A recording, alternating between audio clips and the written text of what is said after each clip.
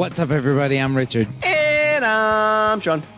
And we are speaking the language of bromance. And Sean, I am exhausted. Yeah. Why are you exhausted, man? What's going on? What's up? What's happening? Okay.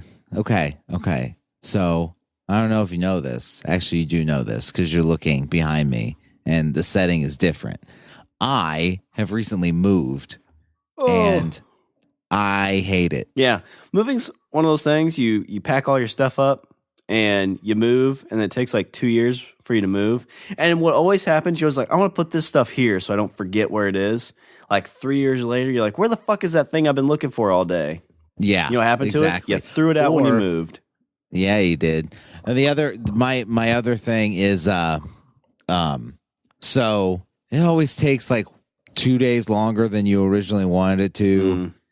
And it takes like 12 trips more than you wanted to happen. I hate it so much. I was so tired. So, and not just that, like moving is a pain in the ass. Moving in November is also a pain in the ass. When it's cold and chilly. Yeah, not just cold and chilly. First day, I got the truck and I was like, all right, I'm getting on this. I'm gonna get furniture. I'm gonna get load all the furniture up in one shot. We're gonna fill up the truck with furniture, and that's gonna be the first trip, and it's gonna be awesome. I'm gonna get it, and then I get the truck back, and it starts snowing. Did you guys get a lot of snow? No, but it was just like it was constant. All day. Not all day. It stopped at like 5 in the afternoon. No.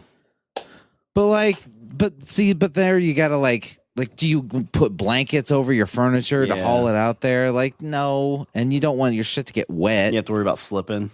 Yeah. Oh my God, yeah. I had to pour like rock salt on the ramp. And then you're tracking rock salt into your new house. Yeah. And then worse. You have to worry about lizard people coming in and then their feet. Is that what they do? Yeah, well, they can't have salt. Is that how they get in? No, they can't. Well, it keeps them away. But, that's a good point. You kind of exercise your house. You got all this rock salt all over the place. All the ghosts and stuff are like, fuck you, dude. We were here first. Yeah. And then the slug people are like, what are you trying to do? Kill us? And then you're like, yes. Technically, no, but it's not. I'm not against it. It is salt. Are you paying rent here, you son of a bitch? You can't cross this line. La, la, la, la, la. So when you move into a new place, there's like one thing I do is after I get like the first night or first couple nights, like I'm waiting for some reason to figure out like the house is haunted or there's ghosts. Do you have any like thing like that at all? No, I've never done that. Oh, any place I stay, I give myself the next house I buy, I want to write into the plan or whatever, the deed. If I find that the house is haunted within like 30 to 90 days, I get a full refund. Well, what if it's a nice ghost? I guess, it's up to you. I guess if it's a good ghost. What if it's a friendly ghost? The other thing I was thinking about, like, could you imagine? What if it's a bi-curious ghost, Sean? Because I've seen those stories. Have you seen the stories about ladies that marry ghosts? No, I haven't. And they're like, oh, they visit me, and he visits me in the night, and we make sweet love. Where can I get one of those ghosts? Right? That's what I tell my wife. She rolls over and I'm jerking off. She's like, what are you doing? I'm like, oh, it's a bi-curious ghost. It's controlling my hand. They moved the headstones, but they didn't move the bodies. Tiffany, she's like, why are you using your hand? I'm like, Tiffany, it's a ghost.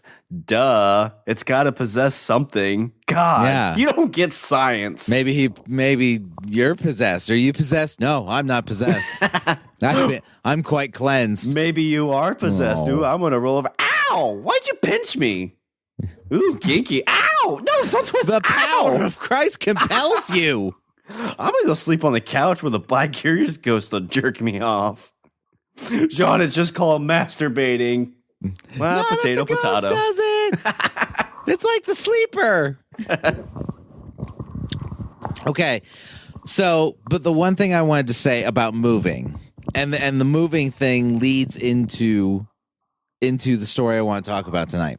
So, when you move, and I'm sure everybody does this, but when I move, I feel like a hoarder every single time. Like you get everything out of boxes, or you get everything into boxes, and you start like like digging out and digging in cabinets you haven't touched in like 2 years. You find the junk drawer where all the junk is. You're like, Oh, when am I ever going to need a VHS player?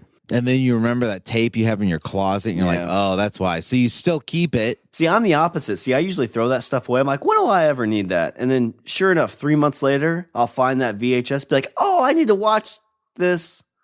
Oh, damn it. Yeah. You're like digging through. You find the VHS player, and you're like, why did I keep this? I don't even remember why I kept this. And then so you chuck it because you're like, I don't want to have to haul this thing, and you chuck it. And then Then you finally get to the new place, and you're putting stuff away, and you're like, what's this tape? Oh, I know what this tape is. This is wedding night tape. Yeah. And then you're like, oh my God, I could totally, I threw out the VCR. Yeah. So then, you know what? I bet there's a business. There's a market. There's a market for this. I guarantee you that the only reason if you go into somebody's house today, if you go into somebody's house and they have a VHS player, they have a video cassette player, I bet the only reason they have it is because porn. somewhere there's porn. There's homemade porn somewhere, like in a closet. Yeah. So that's what you gotta look for. If you see the VHS player, check the closets. Check the closets and check the drawers. Check for something called Star Wars 12 because it's not on VHS. Nope, it's on VHS. It's not real. They didn't make a theatrical cut of Force Awakens on VHS. Let me check this out. This? Oh, Mom? Mom. Wait, why is Dad holding the camera? Oh, goodness. My mom found Where's the bi-curious ghost. Wait a minute. Is that Dad's voice? Why is Dad holding the camera? Oh, no. Is that This is Mrs. horrible. Johnson, my third grade teacher? I was trying to figure out how I passed. Yeah. No wonder I got good citizenship awards. I always thought she held my mom's hand way too long at school. She said that I did play well with others. They made Just some like- backhanded comment how it was genetic. Just like your mother. But yes, you feel like a hoarder. It's because you clean out all the cabinets and you bring everything to the new place, and then you're slowly trying to figure out like not just where to put everything, but you're like basically you're reorganizing. Yeah. You're reorganizing your entire house while trying to find spots for junk that you had stuffed in the closet for 3 years. Well, I always have trouble like throwing some stuff because it never fails. I throw those cables away that have been stocked somewhere out of sight for so many years, and sure enough, 3 months later, I need it. Oh, see, I don't. Not with cables. I hoard cables. I do hoard cables. I started getting where I'd start chucking that stuff away, and sure enough, I needed it right away. Mm-hmm. Or computer monitors are like that. Like you have it sit. Like it seems like anything I have. If I have it sitting around for like, I don't need it. It's sitting around. It could sit for 6 years. Not 3 weeks after I throw it away, I find a use for it. Yeah. Or at least you think you find a use for it. Don't know what you got till it's gone, Sean. That's true. Oh, that's a good point. Is this a life lesson? Is that what moving is a life lesson? I think it's a series of life lessons. So, Lesson like I number said, one. you feel like Earn enough money to pay somebody else to do this. no joke. Oh, yeah. If you could pay I'll tell somebody you what. to The move, next time I do it, I'm totally doing that. yeah. That way, I could just put stuff in boxes and then be like, "You move the heavy stuff." You don't have to do that. You'd be like, hey, you pack all that stuff. You break it, you're buying me a new one. I'm like, I didn't think they made Force Awakens on VHS. Don't watch that. Where's your VHS player? I threw it out. Wait, what does Rich Solo mean? You can watch that one. Trust me. It's me and a horny ghost. I was possessed by a ghost. I was possessed by a bi-curious ghost. Wait. So, wait a minute. You can get people to do the packing? Yeah. Oh, yeah. They'll pack and they'll move everything for you. I don't know if they'll unpack for you. I mean, you probably have to be there for the unpacking. Well, yeah, I'm sure, because you don't want to sit there and be like, oh, that goes there. I mean, like when they show up, you could like if they have like the couch, be like, oh, put the couch here. Yeah. Well, I mean, I think you could be like, hey, pack all my shit up in boxes. I'm gonna go to a movie. Don't break anything. and I'll meet you at the new place, and I'll tell you where stuff goes. Richard, if you have enough money, you can get people to do anything. You could do that? Yeah. That's fucking awesome. Yeah, there's a big business for it. It's expensive, too. I don't know if you pay by the hour or by the box or a little both, but it's not cheap. You know what? Almost worth it. Almost, yeah. This is fucking amazing. I just spent like 4 days of my fucking life it probably cost you hauling shit. It probably cost you at least $15,000, maybe $2,000 to move all your shit. 15? No, 1,500. Sorry, like $1,000 to 1,500. I bet, like for like our size places. I'm sure, like if you have mansions, like the people that actually pay for it, it might be like $10,000. Damn, that's fucked up. Yeah. And I wouldn't see, like, if that was the case, I wouldn't feel like a hoarder, because then I just show up and the house and my old house is empty and everything's in boxes and in a truck. And then your stuff will be moved all into your new place and they'd hide it for you. Or they'd steal it. You wouldn't even know. Now I really wouldn't feel like a hoarder because it'd all be gone. Yeah. It's like, wait, where'd all my stuff go? I guess I didn't have as much as I thought. Wait, where's that Rich Solo video at? I gotta summon a ghost. And they took the VHS player. Those sons of bitches. Oh, so there you go. Time for digital. If you ever go into a pawn shop and somebody's trying to buy a VHS player, that's what it's for. Because they found the tape. Yep. Because it's not like somebody's like, oh, war games. Okay.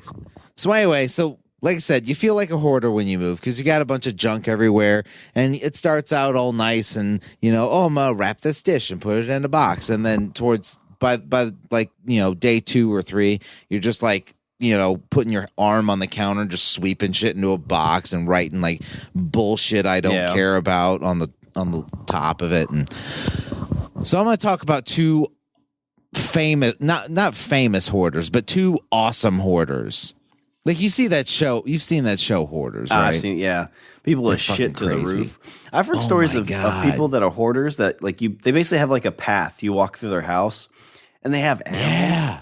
Animals are the worst because like if you have a bunch of cats, it's like where are they going to go doody and poopy at? It's like they just go wherever they find a spot. Yep. They're all high on ammonia and cat poop.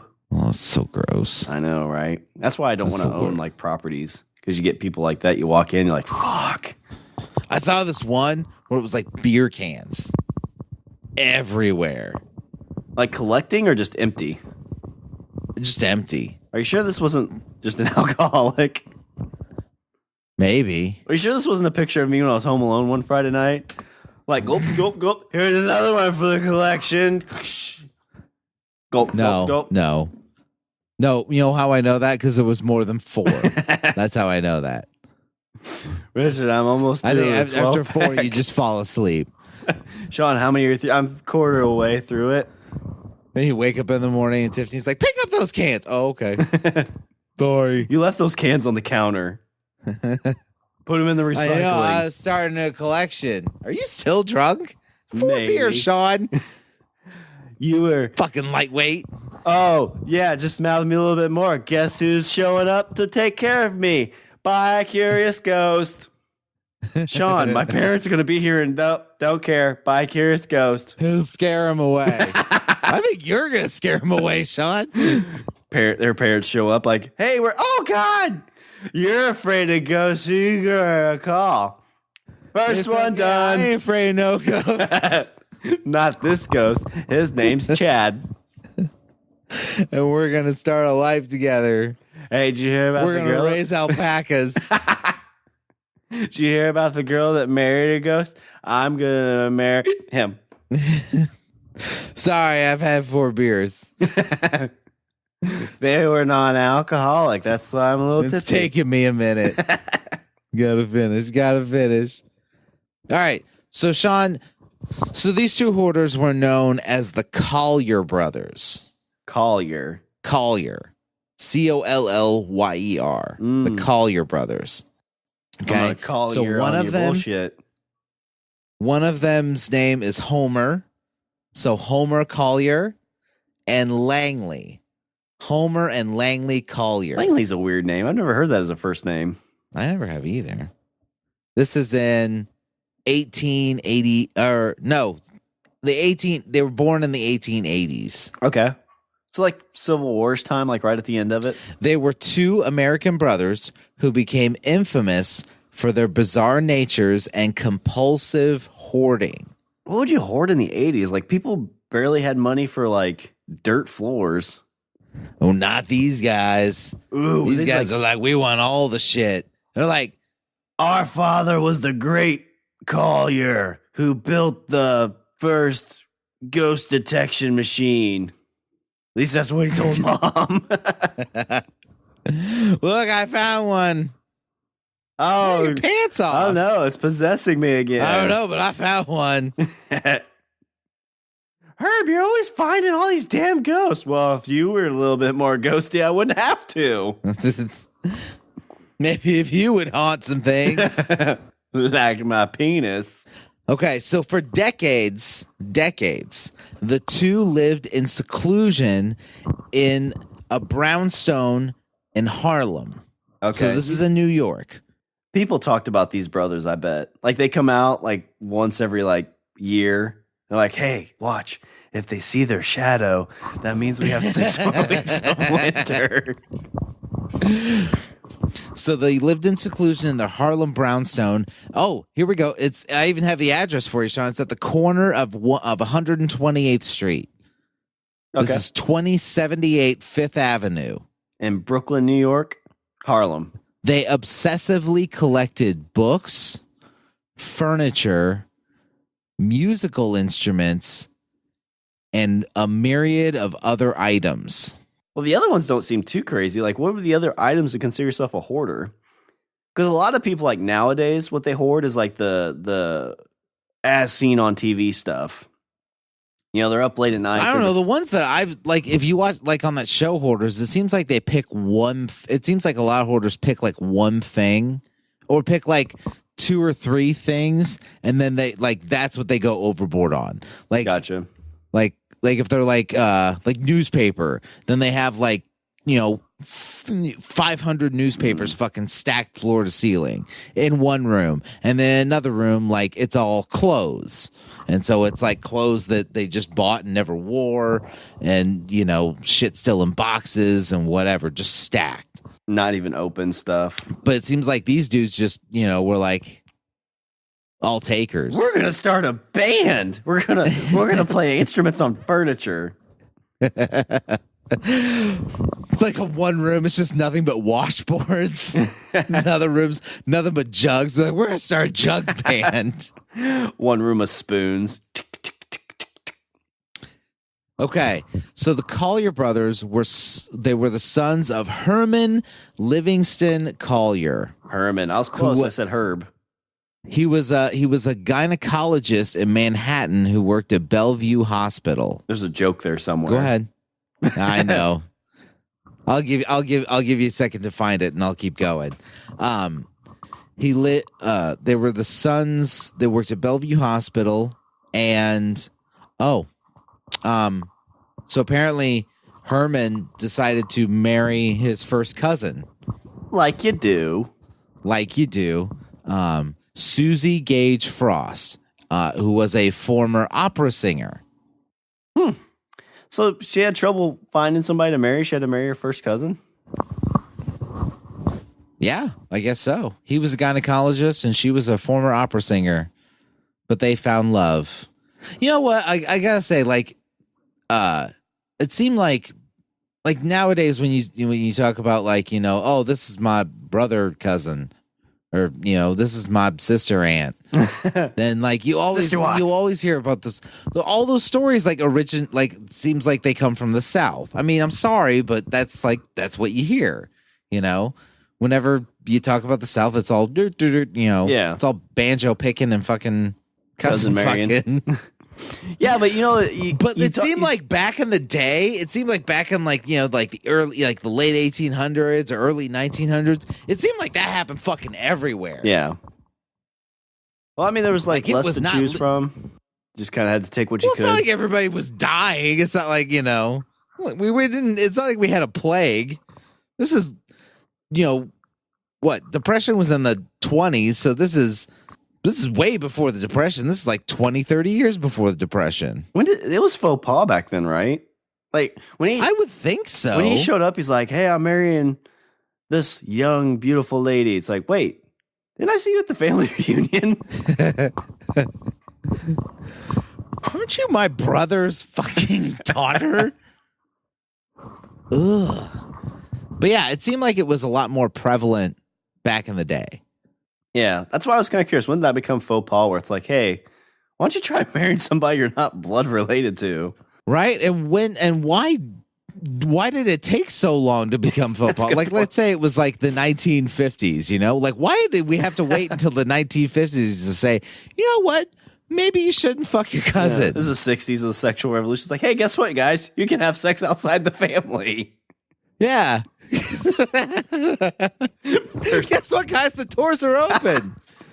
You mean we don't have to fuck our cousins anymore? No, it's the 60s. Free love. Except, not with family. Well, can I still marry? Well, no. I mean, it's now frowned upon. Like, just give them a hug. That's all they need. And not a long hug, a short hug. Don't be weird about it. Yeah. Don't hold on too long. No open mouth kissing. The brothers claimed that their ancestors had traveled to America from England on the Fortune. They're like, that's why it's okay. Because we're, we were on the boat. There wasn't, we didn't know what was going on. I thought we were going to die. Pickens on the boat, so I went with my cousin. It was either that or my dad.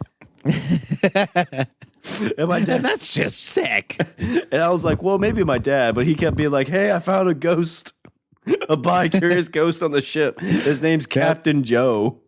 Yeah, that's what you do. That's what you do to avoid marrying the first cousin. No. Be like, I'm no, found a ghost. I'm with a ghost. I'm taken. He liked it, so he put a ring on it. You can't see it. It's a ghost ring. The Collier's mother was descended from the Livingstons, a New York family with roots going back to the 18th century. Robert Livingston was the first of the Livingston family to immigrate to America in 1672. In 1880, Herman and Susie had their first child, a daughter they named Susan, and of course, because it's the 1880s, that child didn't make it. No. Was it an alligator? It totally was. Yeah. Like, because that was very prevalent in New York. Yeah, in the 1880s. People don't realize this. Like, alligators used to be all the way far up to New York, and then people used to hunt them for their hides, like Buffalo Bill. Like, they named him Buffalo Bill because he hunted alligators, and they were put on the brink of extinction. Stories about guys running down the street in the middle of the night on on Fifth Avenue, stabbing an alligator in the middle of the street. Yep. And they just did it just for their teeth. They would cut out the teeth and leave the rest of it. Yep. And that's why some parts it's called Gator Town. The following year, on November 6th, the couple's first son, Homer Lusk, was born. In 1885, their second son, Langley, was also born. At the time of Langley's birth, the couple were living in a tenement while Herman interned at Bellevue. So he was a gynecologist, and he was at Bellevue Hospital. Does it say anything about what school you went to, or is it like back then you're like, I'm going to be a gynecologist, and you just went and interned to become one? You know what? Probably. I bet you could. Yeah. See, like we talked about this a couple weeks ago. We were talking about traveling back in time, and I said that I wouldn't mind traveling back to like the early 1900s because like you could just do that. You could just show up and be like, hey, I'm a gynecologist. I'm going to look at vaginas all day. You intern. Seems legit. With a doctor. It's like, well, what do you look for? Well, I don't know. They kind of scare me, to tell you the truth. I'll know it when I find it. Every time I see it, I'm like, I remember when I was a kid, when I was like a little kid, and like you figured out what a gynecologist did, and you always, like you're 12, and so you're like, hee, gynecologist. They're looking for JJs, and people are always like, man, I love being a gynecologist because that's all you get to do all day. I was like, people don't go to the gynecologist unless there's something wrong. Yeah. Well, you got to take the good with the bad too. Like you're gonna get like stuff come through. And we'll leave it at that. I mean, it's just like if you're like, oh my God, I'm gonna look at balls all day. Like some balls are gonna look all right, some not so much. Like nope, 98% of them. As a child, Homer attended public school. At the age of 14, he was accepted to the College of the City of New York as a sub-freshman and earned his bachelor's degree 6 years later. What's a sub-freshman? I don't know, but fuck, he went to college at 14. Oh, well, I guess that makes. Well, why did it take 6 years then? He failed twice. Like, well, maybe you should have waited a couple of years before he went to college. maybe you should have waited before college. There, Homer. A little bit of an overcheat. He's like, well, my dad's a gynecologist. It's like, well, he's an intern. I mean, for crazy people, because it's Bellevue, right? Bellevue's where they send the crazy people, right? Is it? I thought so. So now you're looking at crazy vaginas all day. What's a crazy vagina? Best kind. What's a crazy vagina look like?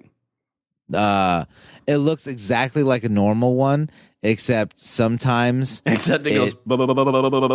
Yeah, and it talks about flat Earth. Both Homer and Langley attended Columbia University, which had just relocated to its present-day campus. Homer obtained a degree in law, while Langley studied engineering and chemistry. Langley was also an accomplished concert pianist. He played professionally for a time and performed at Carnegie Hall. Ooh, nice. He's like, I call this chopsticks. Do do do do do do do do do do do do do do. Do. Brilliant! Give that man an award. In 1909, Herman moved the family into a 4-story brownstone. And Dr. Collier was known to be eccentric and was said to frequently paddle down the East River in a canoe to the city's hospital on Blackwell's Island, where he occasionally worked, and then to carry the canoe back to his home in Harlem after he came ashore. Why is that eccentric? That's just like trying to stay in shape. Maybe they're like, motherfucker, they didn't build a bridge. That's why. It's like, what the fuck else am I supposed to do? Swim? I can't swim. I'm a gynecologist. Gynecologists can't swim. I spent all that time going to school. I never learned to swim. Susie died in 1929, leaving the brothers all her possessions and the Harlem brownstone. Oh, Dr. Collier died in 1923. Ooh, so they were in their 30s at that point, right? 20s or 30s? Yeah, because they were born in 1885? Yeah, 1885. So they were older. I mean, they should have been, like, back then, like, didn't you mature at, like, the age of 15? It was like, well you're going to make it. They're going to college at 14. That's true. Did both of them go to college that young, or just the one? I don't know. I think it was just Homer. So he died in 1923. She dies in 1929. So the brothers get all their possessions, including items from his medical practice, and they brought everything into their house. There were 20-something brothers living together. Yep. Yeah. You know what happens next? They got married. They got married. Well, you said we can't marry our cousin. Haha. Broke that. We found a way around the rule. After their mother's death, the Collier brothers continued to live together in the Harlem brownstone they inherited. For 4 years, Sean. For the next 4 years, the brothers socialized with others and left their home on a regular basis. Homer continued to practice law, and Langley worked as a piano dealer. They taught Sunday school And in 1933, Homer lost his eyesight due to hemorrhages in the back of his eyes. Oh, damn, poor guy. So all of a sudden, Homer's blind. He's like, blind Homer. He's like, it's ghost abuse. We got in a fight. He always gets like that when he drinks. You know what they say? They say you go blind, and turns out they were right. I had hemorrhages. As time progressed, so Langley quit his job to care for his brother, and the two began to withdraw from society. This is how it starts. As time progressed, the brothers became fearful due to changes in the neighborhood. The largely upper-class area changed dramatically due to the economic effects of the Great Depression. Oh, yeah. That would have been about the time. Yeah, because Crash was in 29. Yep, and nobody was buying pianos. It's like, can you eat a piano? No. No. Then I don't want it. Yeah. The brothers were also uncomfortable with a shift in racial demographics because, of course, it's the 1930s and they're white people living in New York. Like, sure are a lot of Irish people here now.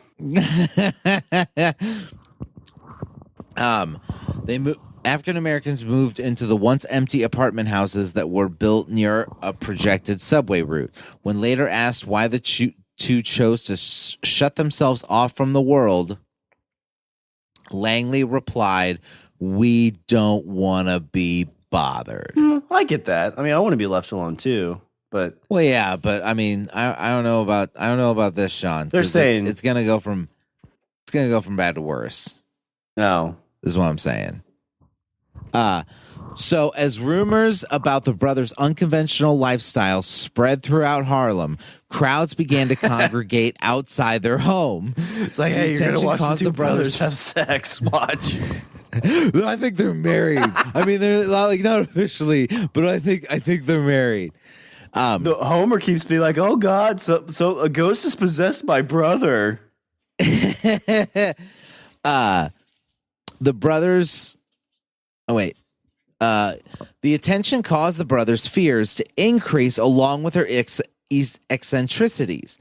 After teenagers threw rocks at their windows, they boarded them up and wired the doors shut. Oh, damn.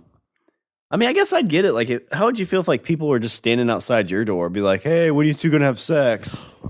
Well, well, especially if you know, like you're starting to kind of withdraw from society and people are like, these guys are fucking weird. And so then like you're trying to withdraw from society, but of course you need things like, you know, food. So you open the door to go to the store and there's like a crowd of people out front like, holy shit, it's one of them. Don't look it in the eye. Brother. Don't look it in the eye. You're not really married. I'm not an animal. After unfounded rumors spread throughout the neighborhood that the brothers' home contained valuables and large sums of money, several people attempted to burgle the home. Oh, I get that. If it was that time period, you know, people are starving. Yeah, that's true. Because the depression and everything else is going on. Like, hey, those two weird fuckers aren't using it. Just go when they're trying to have let's go steal their piano. I know you can't eat it, but I mean, any port in a storm, right? Right? Maybe it's a gold piano. And we're eating for a fucking month. In an attempt to exclude burglars, Langley used his engineering skills to construct booby traps and tunnels among the collection of items and trash that filled the house. Oh shit, he fortified his home. He home aloned it. Yeah.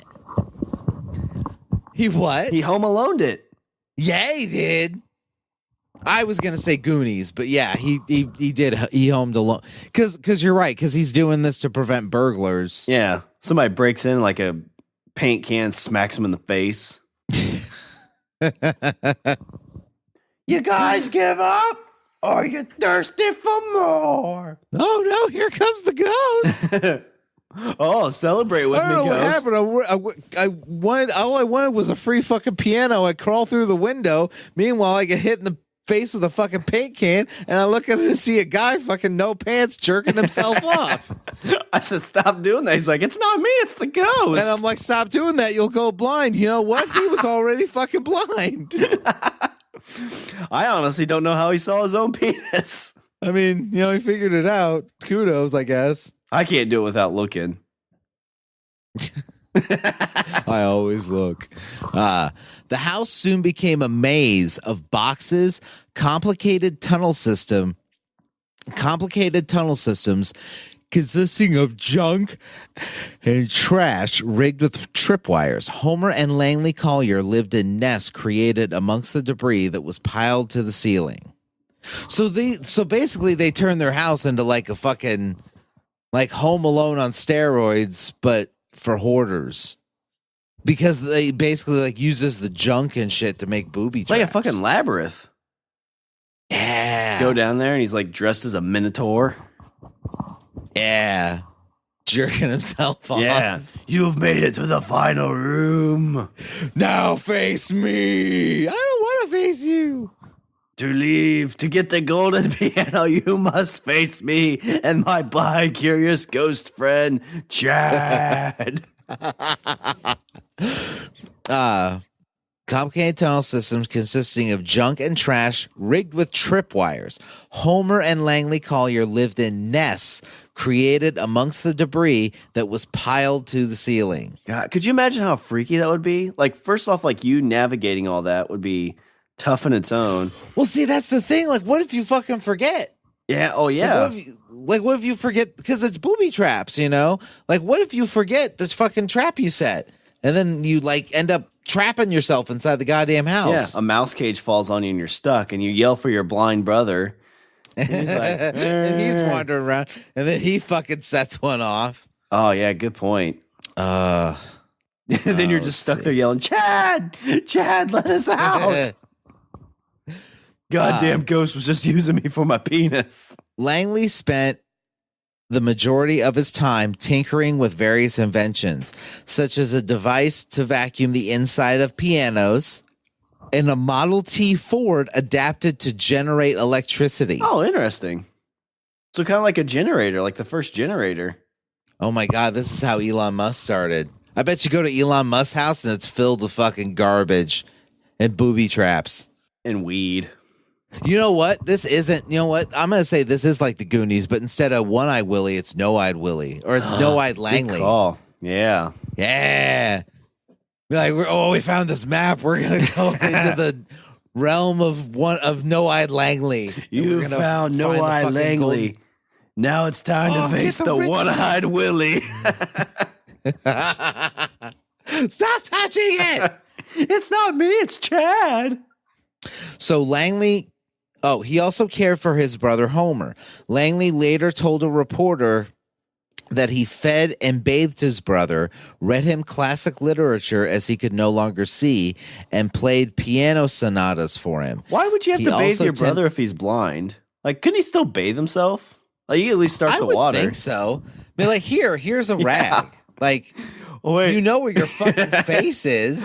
Wait, I can't see my penis. It's like, you don't need to see it to clean it up there, You don't need to see it you don't need to see your dick to wash it, Homer. He's like, hey, guess what? I think you're getting possessed right now. No, I'm not. Did you go to fucking law school? Like, you're not stupid. What do you think we are, first cousins? He also tended to Homer's health and was determined to cure his brother's physical ailments through diet and rest. Oh God, he started like the first plant-based diet, didn't he? Yeah, he was like, all we ate. He's like, Homer, we're going keto. Vegan for us, man. Vegan for us.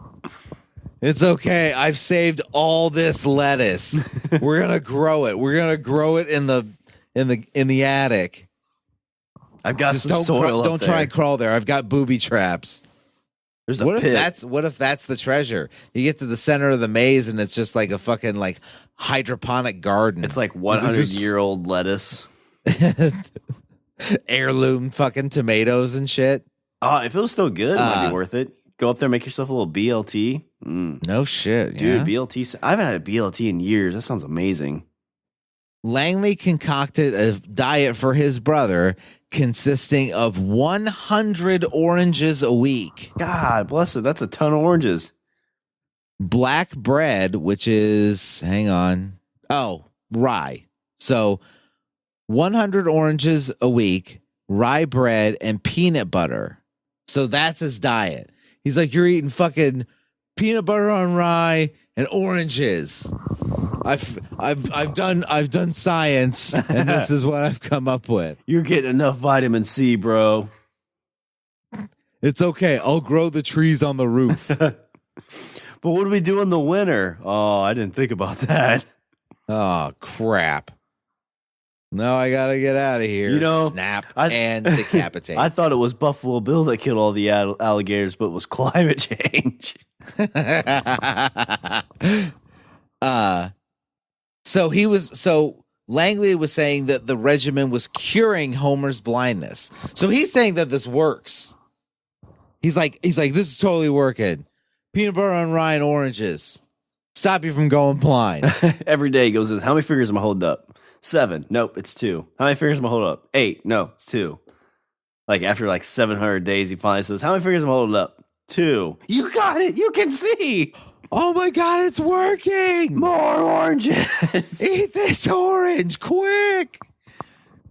After Homer became paralyzed due to inflammatory rheumatism, he refused to seek professional medical treatment because both brothers distrusted doctors. Wasn't their dad a doctor? Well, he's a gynecologist. He's like, that doesn't count. He's like, you know what's going to happen? I'm going to go to the doctor. He's going to ask a lot of questions like, hey, what's that weird shit with your brother? And I'm going to have to tell him about Ghost Chad. And he's going to be like, hey, you should stop eating oranges. I fucking love oranges. I love oranges so much. I eat 100 a week. I love them so much. Dude, that's like 20 a day. Oranges. No joke. 15 a day. That's a lot of oranges. Do you think he's eating the oranges, or do you think it's just like juice? I think he's got to be eating them. I would think. He's like, you're juicing. That's the diet. We're juicing. If you juice, you lose a lot of the nutrients. So that might be why he was getting weak. That's why he got hurt. Maybe. His health was going shitty. Yeah. The brothers feared that if Homer sought medical attention, doctors would cut his optic nerve, leaving him permanently blind. Oh, but he was getting better. They're like, no, you're going to take out my eyes. Like, to save your life, dude. They were afraid that doctors would cut his optic nerve, leaving him permanently blind, and give him drugs that would hasten his death. Langley Collier later told a reporter, you must remember that we are the sons of a doctor. We have a medical library of 1,500 books in the house. Yeah, I'm sure they were like, we have a library of 1,500 medical books in the house. Somewhere. Well, I think when they're talking about like, oh my gosh, we're going to go in, they're going to cut your nerve, they're going to give you drugs to kill yourself, because you know what? That's what Dad would do. That's the only way. That was like Dad's Friday night. Dad would be like, well, I looked at Besides, your vagina. we've got this medical library. I don't know. I put it in a box and I accidentally wrote dishes on it. And so now I can't find it. I mean, I threw it out. I was like, who's going to want to read this book about how to stop yourself from going blind? I could see at the time.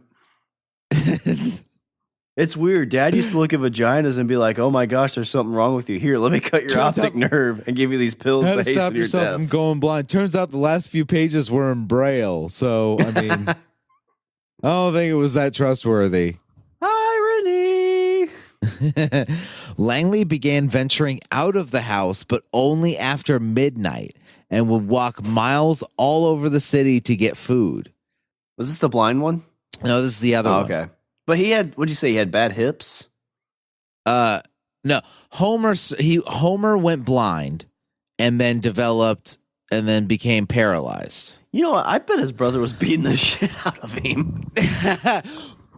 Motherfucker! You only ate 10 oranges, eat 5 more. Whack, whack, whack. He's like, I'm so weak. I'm gonna beat you with this fucking rye bread. The bread's stale. I'm gonna hit you with a sack of oranges. I have no teeth. The oranges are too acidic. He would travel as far as Brooklyn to buy a loaf of bread. He would also pick food out of the garbage and collect food that was going to be thrown out by grocers and butchers and bring back and bring them back to his brother Homer. He also collected countless pieces of abandoned items and trash that aroused his interest. So he started bringing home it's like one person's trash is my brother's dinner. Because what was he eating? It sounds like he was eating fine. He wasn't eating old meat and stuff. Well, I was going to say, like, he's got the energy to fucking walk to Brooklyn. So... But he leaves the house, but only after midnight. He's like, hey, can I get a fresh turkey on rye? And do you have any like meat that's spoiled? I can get my brother. Because fuck him. He's not going to know the difference. He's blind. He can't see it. Wait, you can still smell if you're blind? That's silly. What are you, a doctor? I have 1,500 books in my house. None of them say that you can smell or taste if you're blind. I didn't see any of that in the book. It's in there. I mean... I didn't read the book. I have it. I skimmed them. I mean, it's somewhere. I have it. I know I have it. I saw something about leeches, and I couldn't get any leeches here because I don't know if you know this, but Buffalo Bill killed all the alligators in New York. You know what else he did? Killed all the leeches.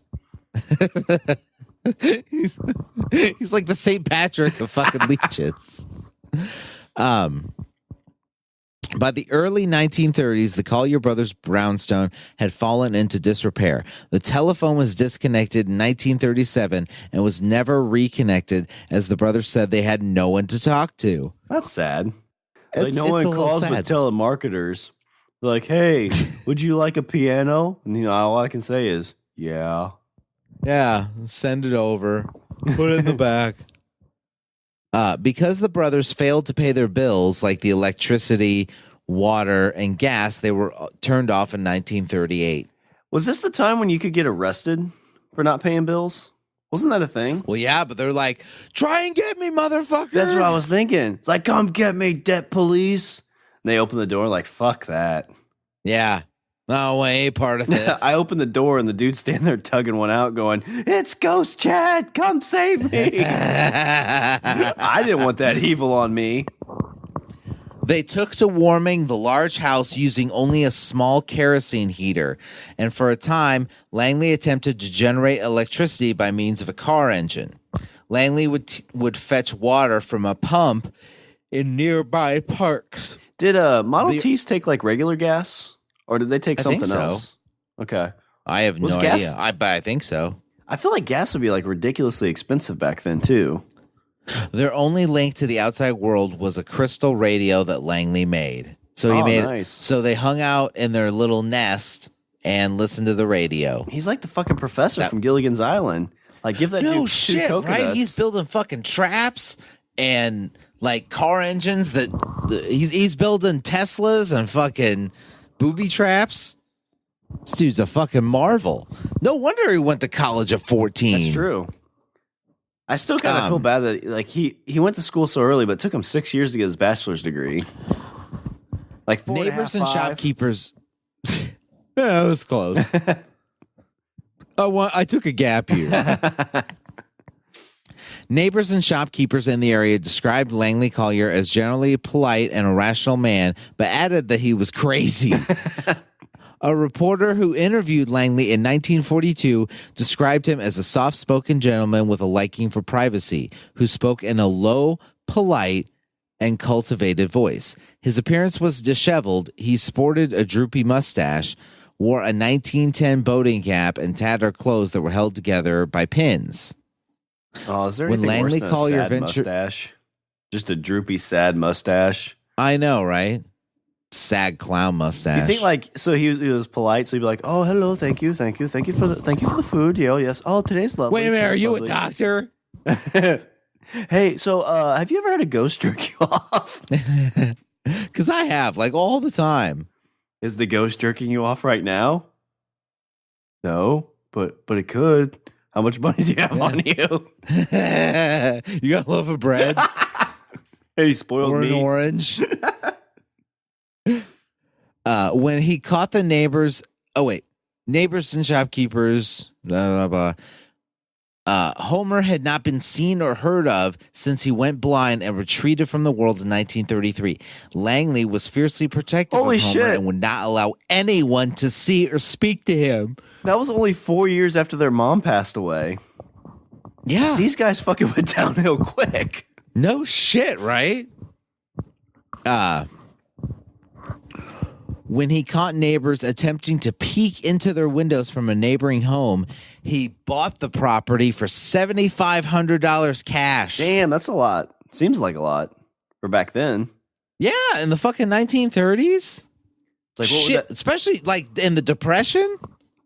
Langley bought the property for $7,500 cash. When a small fire broke out in the home in 1941, Langley refused to let the fireman who extinguished the fire see or speak to his brother. God, imagine that. Like, you're a fireman, and then the door opens. He's like, hey, the fire's this way. Just, take one step to the left. Okay, now one forward. All right, now hop 3 Watch times. out for that wire. Duck here.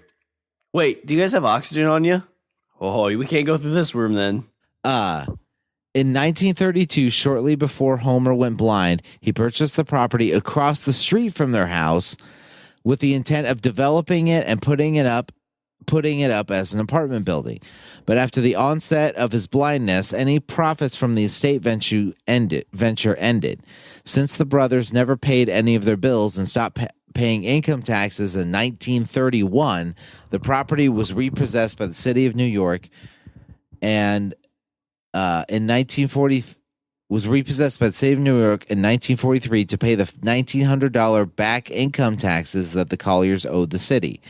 Langley protested the repossession of the property, saying since they had no income, they should not have to pay income taxes. We don't make any money. The piano business isn't doing very well in New York. I don't know if you know this, but there's a depression going on. I mean, what do you want us to do? Hunt alligators? We could do that, but Buffalo Bill killed them all. While rumors and legends abound in Harlem about the brothers, they came to wider attention in 1938 when a story about the refusal to sell their home to a real estate agent for $125,000. Holy shit, they're going to make some change. They refused. That's dumb. I looked, so $7,500 back then compared to now is like $113. So that $150 has got to be in the millions. Yeah. So, and they're like, no. And this story appeared in the New York Times. Do I have that story? Two brothers in love love each other more than money. That's the title of the article. No, I don't have that story. I do have stories, though. 1942. The Times repeated information about the brothers hoarding and also repeated neighborhood rumors that the brothers lived in some sort of splendor and were sitting on vast piles of cash, afraid to deposit it in a bank. Neither rumor was true. The brothers certainly were not insolvent, although they eventually would have been, since neither of them had worked for decades. After the New York Times story ran, another reporter became interested and interviewed Langley Collier. Langley told the author that he stopped playing piano professionally after performing at Carnegie Hall because Paderewski followed me and he got better notices than I. What's the use of going on? And he said he dressed in shabby clothing because they would rob me if I didn't. So they're saying they're low-key rich, is what people are saying. Yeah. And all the money's inside the house, but you got to get it. It's like a scavenger hunt. That's like you said, it's like Goonies. In 1939, the gas company forced their way into the house to remove 2 gas meters that had been shut off 10 years before. Oh, jeez. The incident reportedly drew a crowd of 1,000 curious onlookers. Holy cow. They're like, this is going to get interesting. Either this house is going to blow up or we're going to see Ghost Chad again. The brothers drew media attention again in 1942 when a bank threatened to evict them for failing to pay their mortgage for 3 years. They replied, same year. They replied, "Come get us, Bank of America." Yeah, no shit, right? Your funeral. That same year, the New York Herald Tribune interviewed Langley in response to a query about the bundles of newspapers that were kept in the brothers' home. Langley said, "I'm saving newspapers for Homer so that when he regains his sight, he can catch up on the news." Oh, that's kind of beautiful and sad at the same time. Yeah. Although the reporter would be like, well, couldn't you have just read to him? No, when you go blind, you go deaf at the same time. All right, Sean, we're moving on. This is 1947. On March 21st, 1947, an anonymous tipster who only identified himself as Charles Smith phoned the 122nd Police Precinct and insisted that there was a dead body in the house. Ooh. The caller claimed that the smell of decomposition was emanating from the house. As the police were used to calls from neighbors about the Collier brothers' home, a patrol officer was dispatched. The responding officer initially had a difficult time getting into the house. There was no doorbell or telephone, and the doors were locked. And though the basement windows were broken, they were protected by iron grillwork. An emergency squad of 7 men eventually had no choice but to begin pulling out all of the junk that was blocking their way and throwing it onto the street below. And this is how the birth of yard sales started in America. Yeah. The brownstone's foyer was packed solid by a wall of old newspapers, folding beds and chairs, half a sewing machine, boxes, parts of a wine press, and numerous other pieces of junk. A patrolman finally broke in through a window into the second-story bedroom. Behind this window lay, among other things, more packages and newspaper bundles, empty cardboard boxes lashed together with rope, the frame of a baby carriage, a rake, and old umbrellas tied together.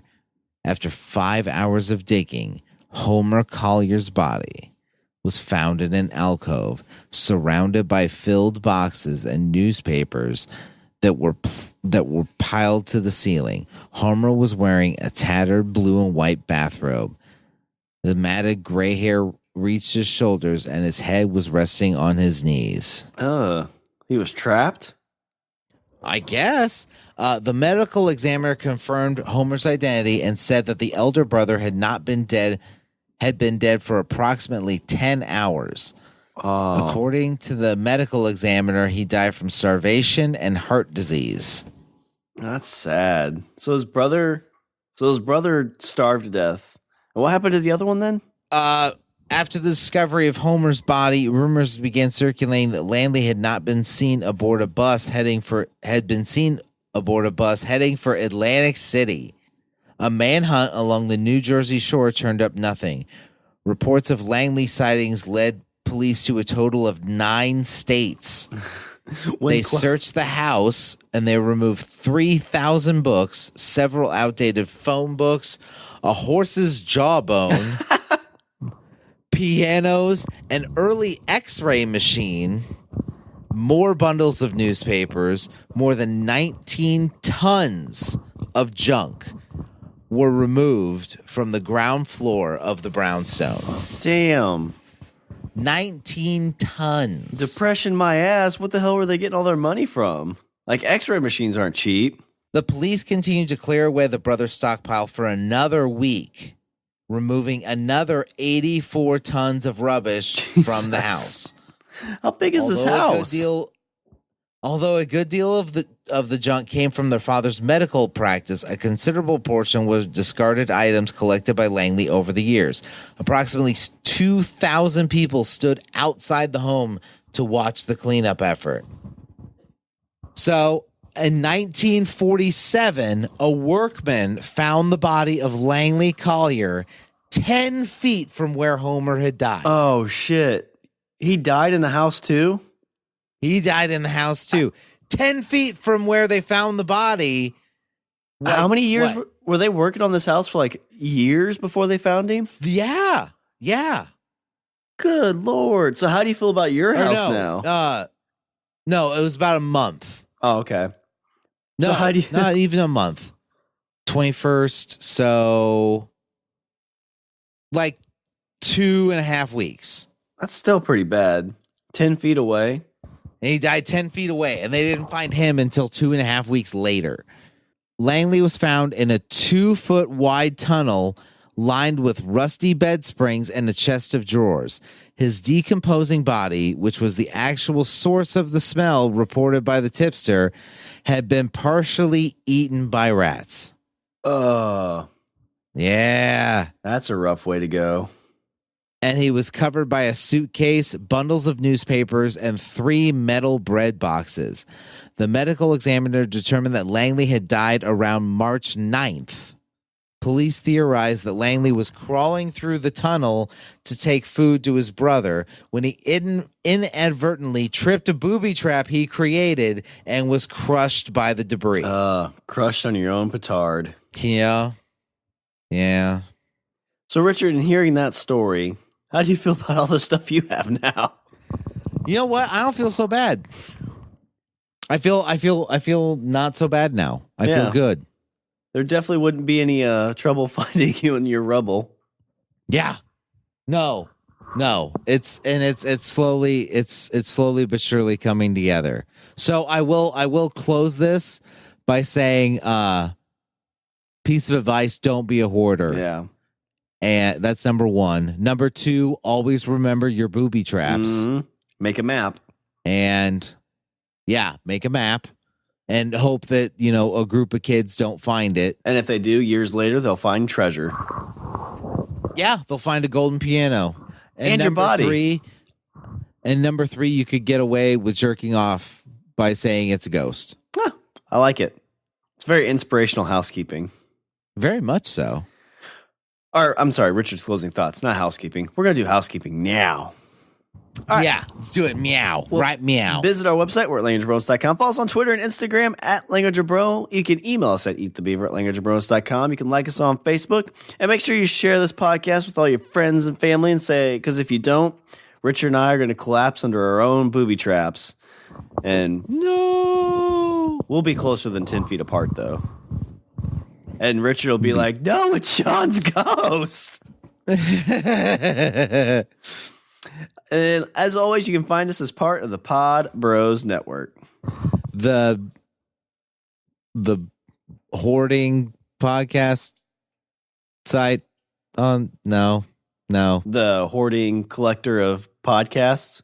You'll never find booby traps on that site. Yeah. They are kind of hoarders. They haven't thrown us out yet. That's true. Another jewel in the crown. All right. Was there anything else before I close her out? Nope. I gotta go finish unpacking. All right. Well, that's all the Bromance we have for this show. I'm Sean.